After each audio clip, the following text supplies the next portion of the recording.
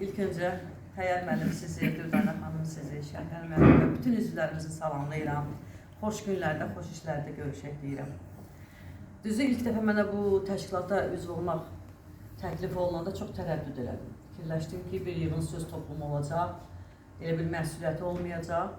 Amma indi deyirəm, nə yaxşı ki, təşəkkür edirəm Dürdana xanım və Mehriban xanım mənə bu təşkilata üz seçdiniz. Çünki zamanəmizdə, dövrümüzdə bir çox haqsızlıqlarla, bir çox xoşa gəlməyən hallardan o qədər rastlaşırıq, vərdiş eləmişik ki, haqq sözünün tərəfdarında duran deyəndə adamın düzü inanmağı gəlmir.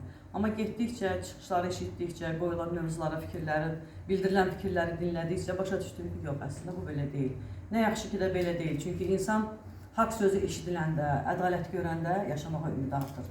Düşünürəm ki, burada hər kəs kimi, eləcə də mən də baxıram, haqq ədalət tərəfdarı, dürüst söz deyənlərin yanında duran, yazığı məzlumun haqqını tələb edən insanlardır. Və o cümlədən bu məni o qədər sevindirdi ki, çalışıram var gücümlə, öz gücüm səviyyəsində nəyə gücüm çatırsa sizə həmişəyə dəstək olun.